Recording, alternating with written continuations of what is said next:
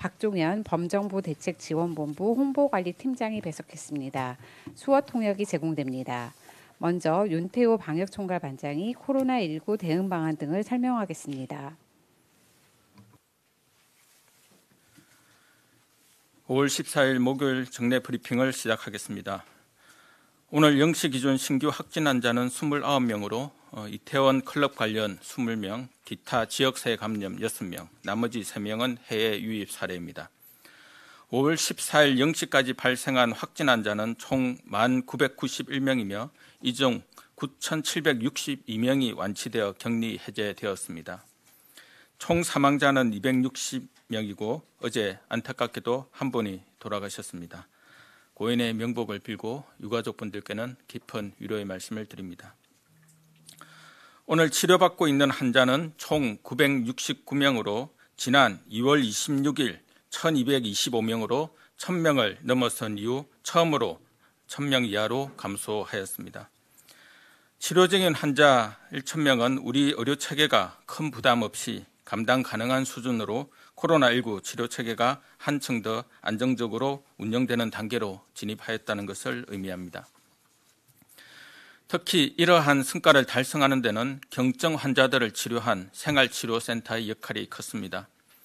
중대본은 그간 18개의 생활치료센터를 지정하여 운영했고 이곳에서 총 3,125명의 환자가 완치되어 퇴소하였습니다.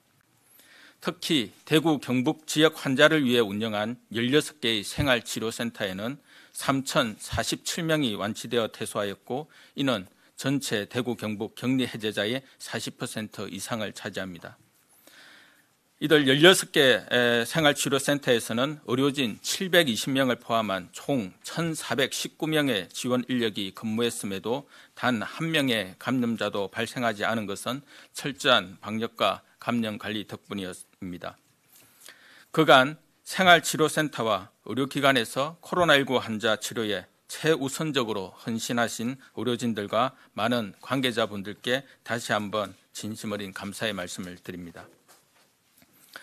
오늘 김강립 중대본 1총괄조정관 주재로 열린 중대본 회의에서는 각 중앙부처 및 17개 시도가 모여 코로나19 대응을 위해 협의가 필요한 사항에 대해 토론하였습니다. 정부는 불필요한 사생활 침해를 방지하기 위해 익명검사를 전국적으로 확대 시행하였고 확진자의 동선이 과도하게 공개되지 않도록 가이드라인을 보완하여 시행할 예정임을 밝혔습니다. 지금 망설이고 계시는 분이 계시다면 주저하지 말고 진단 검사를 받으시고 특히 교육시설, 종교시설, 실내 체육시설 등 많은 사람들이 이용하는 시설에 종사하시는 분들과 요양병원, 정신병원 등 의료기관 종사자 그리고 요양원 등 사회복지시설 종사자들은 감염, 확산 위험이 매우 높으므로 이태원 일대 등을 방문하신 경우에는 꼭 진단검사를 받으시라고 당부하였습니다. 5월 6일 이태원 클럽과 관련된 최초 확진자 발생 이후 일주일 동안 서울, 경기, 인천, 부산 등을 중심으로 131명의 환자가 발생하였습니다. 다만 이는 역학조사 결과에 따라서 변동이 될 수 있다는 점을 참고하시기 바랍니다.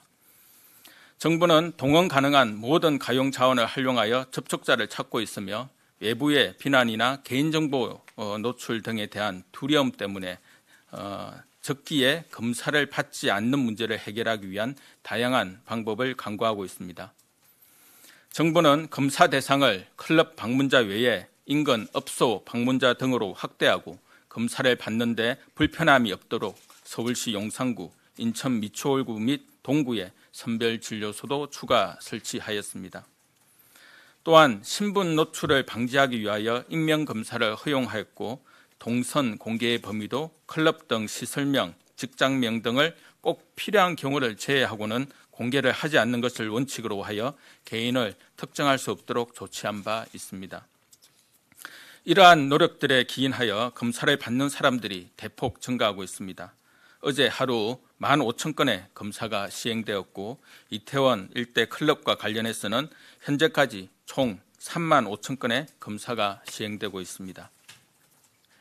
4월 24일부터 5월 6일까지 이태원 클럽 등 유흥시설에 방문하신 분들은 신분 노출과 검사 비용에 대한 걱정을 내려놓고 보건소나 1339를 통하여 선별진료소에서 검사에 적극적으로 응해 주시기를 당부드립니다. 검사를 받지 않는 경우 개인뿐 아니라 가족과 우리 사회 전반이 위험해질 수 있다는 인식을 가지시고 책임감 있는 행동을 보여주시기를 부탁드립니다. 정부는 클럽 등 유흥시설에 대한 점검도 지속적으로 강화해 나가고 있습니다. 5월 8일 복지부는 클럽 등 유흥시설 운영 자제 공고 및 방역 수칙 준수 행정명령을 시행하였으며 각 지자체별로 집합금지 명령, 감염 검사 명령이나 대인 접촉 금지 명령을 추가로 발령하고 있습니다. 이는 코로나19의 급격한 확산을 방지하기 위해 지역별 위험도에 따른 불가피한 조치였다고 평가합니다. 5월 13일 각 지자체는 경찰 등과 합동하여 클럽, 감성주점 등 유흥시설 1만여 개소에 대해 심야 시간 특별 점검을 실시하였습니다.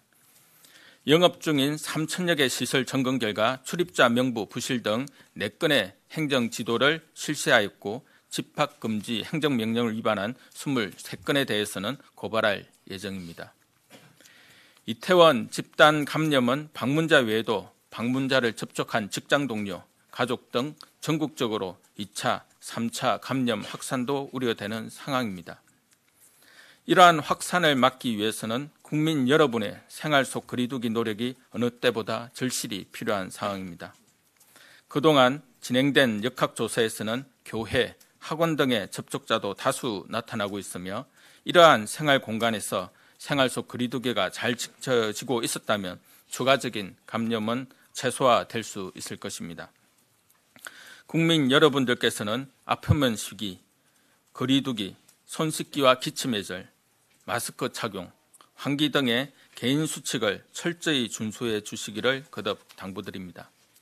또한 사업장에서는 방역 관리자를 지정하고 다수의 사람에게 의심 증상이 갑자기 발생하는 경우 집단 감염을 의심하고 선별진료소에서 검사를 받도록 조치해 주시기를 부탁드립니다. 정부는 생활 속 거리두기 이행을 위해 긴급 재난문자, SNS 등을 통해 방역 수칙과 이태원 클럽 등 유흥시설 방문자 외출 자제 및 검사 실시 등을 지속적으로 안내하고 있으며 각종 현장 점검도 실시하고 있습니다. 5월 13일에는 야구장, 축구장, 민원창고 등 약 3만여 개소에 대한 현장 점검을 실시하고 마스크 미착용 출입구, 발열 체크 미흡 등에 대한 400여 건의 행정 지도를 실시하였습니다. 또한 도서관, 학원, 박물관 등과 같이 실내에서 많은 사람들이 밀접하게 접촉할 우려가 높은 시설의 경우도 중앙과 지자체 합동으로 방역 수칙 준수 여부를 계속 점검하고 있습니다. 날씨가 계속 더워지면서 마스크 착용을 소홀히 하시는 분들이 계십니다. KF80 마스크나 수술용 마스크뿐 아니라 면 마스크도 올바르게 착용하면 코로나19 확산을 막을 수 있으므로 덥고 답답하다는 이유로 마스크 착용을 소홀히 하지 마시기를 부탁드립니다. 특히 밀폐된 공간에서 많은 사람을 접촉해야 하는 종교시설, 학원 등 실내 다중이용시설과 대중교통을 이용하는 경우에는 마스크 착용이 매우 중요합니다. 아울러 마스크를 착용하더라도 사람 사이에 거리를 두는 것이 중요하므로 손 씻기, 기침 예절, 사람 간 거리두기 등 다른 방역 수칙도 충분히 숙지하시고 잘 지켜주시기 바랍니다. 생활 속 거리두기로의 전환이 코로나19의 종식을 의미하는 것은 결코 아니며 우리는 앞으로도 크고 작은 코로나19의 유행을 겪을 수 있습니다.